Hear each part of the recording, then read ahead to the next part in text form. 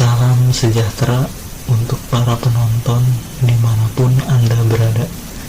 Di sini kami akan menjelaskan sistem terdistribusi di beberapa platform terkenal yang memang sudah banyak digunakan oleh orang-orang di dunia.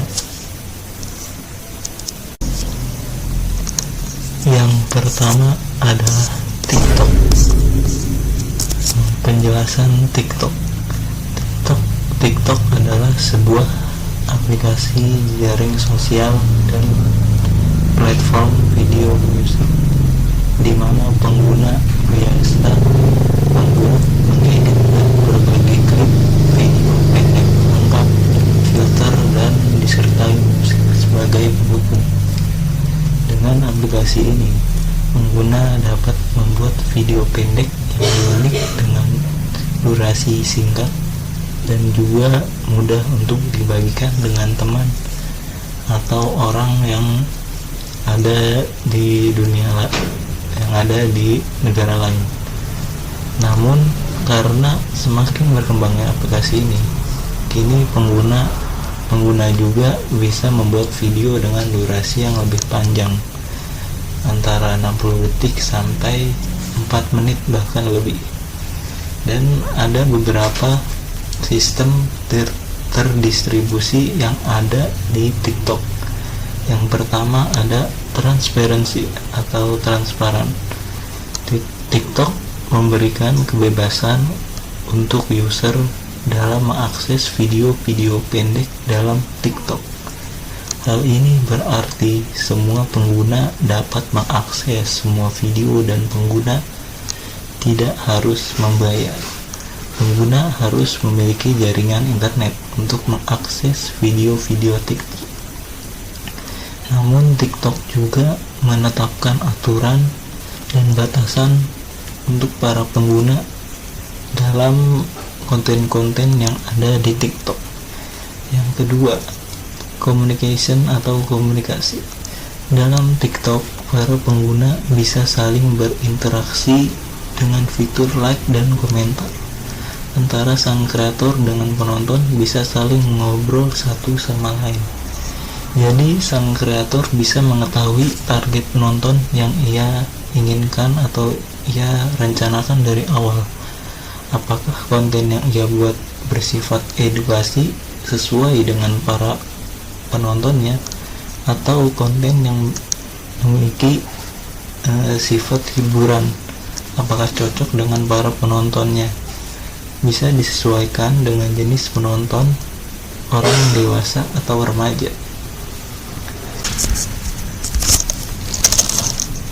Setelah mengetahui apa sistem yang digunakan aplikasi TikTok, mari kita cari tahu info lebih dari aplikasi ini. ByteDance merupakan perusahaan Cina yang mengembangkan TikTok sampai saat ini.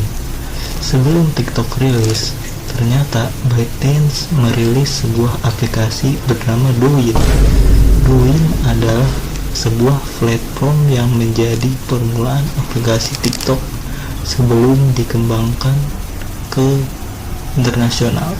Walau sama-sama platform penayangan video pendek, ternyata Douyin dan TikTok berbeda satu sama lain. Douyin hanya bisa diakses oleh orang Cina yang tinggal di Cina, dan keseluruhan algoritma konten yang ditampilkan oleh sistem ke pengguna adalah video yang bersifat edukasi dan pelajaran.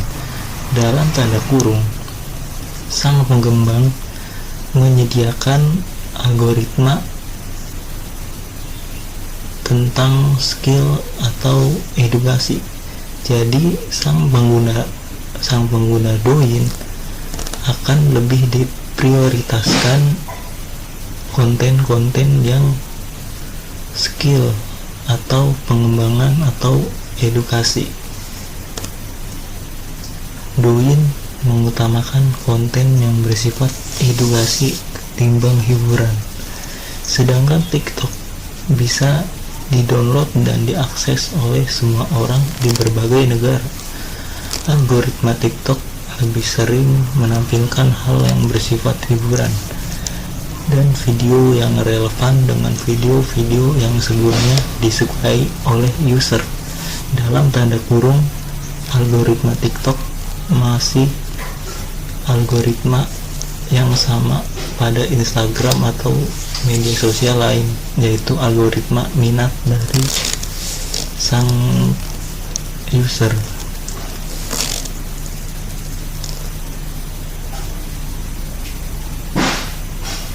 Walau bisa dibilang satu aplikasi yang sama, ternyata pengguna Douyin tidak bisa berinteraksi dengan pengguna TikTok. Jadi, walau Douyin itu aplikasi awal, sampai sekarang Douyin masih ada, tapi Douyin hanya bisa diakses oleh orang Cina yang tinggal di Cina. Jadi Douyin dan TikTok itu berbeda, tidak saling bersama atau saling sama, sistemnya pun berbeda satu sama lain. Sungguh hal yang tak diduga, aplikasi Douyin yang memang hanya bisa diakses oleh orang Cina memiliki algoritma yang lebih diprioritaskan untuk edukasi dan pengembangan skill. Secara tidak langsung, orang-orang Cina lebih teredukasi dan lebih diarahkan untuk hal-hal yang bermanfaat, sedangkan orang-orang yang di luar Cina atau yang menggunakan TikTok itu algoritmanya masih tidak sekompleks Douyin. Sungguh hal yang tak diduga.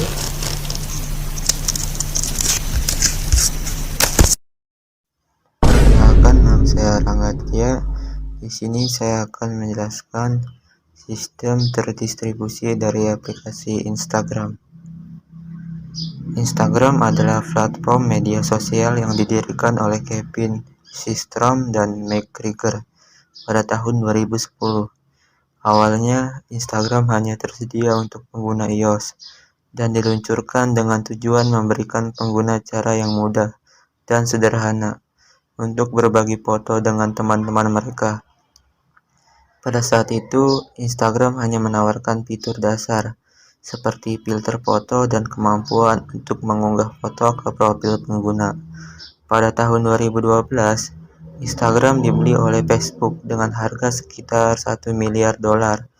Akuisisi ini membantu Instagram tumbuh pesat dan meningkatkan pengguna aktif menjadi lebih dari 100 juta pada tahun 2013. Pada tahun yang sama, Instagram meluncurkan fitur video pendek untuk mengikuti tren konten video yang semakin populer. Saat ini, Instagram memiliki lebih dari 1 miliar pengguna aktif bulanan di seluruh dunia dan telah menjadi salah satu platform media sosial terbesar dan paling populer. Instagram juga digunakan oleh banyak bisnis dan merek untuk membangun kesadaran merek dan mencapai khalayak yang lebih luas. Instagram adalah aplikasi media sosial yang menggunakan sistem terdistribusi yang kompleks untuk menjalankan platformnya. Sistem terdistribusi Instagram terdiri dari sejumlah komponen terdistribusi, seperti server, database, dan fitur-fitur terdistribusi. Salah satu komponen utama dari sistem terdistribusi Instagram adalah server. Instagram memiliki banyak server yang tersebar di seluruh dunia yang digunakan untuk menyimpan data pengguna, gambar, video, dan informasi lain yang dibutuhkan untuk menjalankan aplikasi. Selain itu, Instagram juga menggunakan berbagai database terdistribusi yang ditempatkan di server yang berbeda. Database ini memungkinkan Instagram untuk mengelola data pengguna dan konten dengan efisien dan cepat. Instagram juga menggunakan Content Delivery Network (CDN) untuk mengirimkan konten pengguna ke seluruh dunia. CDN ini memungkinkan pengguna untuk melihat gambar dan video dengan cepat, tanpa harus menunggu untuk mengunduh konten dari server. Instagram juga menggunakan algoritma untuk menentukan konten yang ditampilkan di feed pengguna. Algoritma ini memproses data dari berbagai server dan database untuk menampilkan konten yang relevan dan menarik bagi pengguna. Fitur-fitur terdistribusi seperti Feed, Story, Reels, IGTV, Direct Message, dan juga Instagram Live. Fitur-fitur ini memungkinkan pengguna untuk berinteraksi dengan konten dan pengguna lain dari seluruh dunia. Sistem keamanan Instagram juga terdistribusi dengan enkripsi data, autentikasi pengguna, dan deteksi ancaman keamanan yang diterapkan di seluruh platform. Dalam rangka menjaga kinerja dan keamanan, sistem terdistribusi Instagram dirancang untuk mengelola beban kerja yang besar, menghindari titik gagal tunggal, dan memastikan akses yang cepat dan andal ke platform. Dengan menggunakan sistem terdistribusi yang canggih, Instagram dapat menyediakan layanan yang andal dan efisien bagi penggunanya. Kekurangan Instagram. Yang pertama yaitu privacy. Instagram memiliki kebijakan privacy yang ketat, tetapi masih dapat mengumpulkan data pribadi pengguna. Yang kedua yaitu konten yang tidak sesuai. Beberapa konten yang diunggah ke Instagram mungkin tidak sesuai untuk semua pengguna, terutama anak-anak di bawah umur.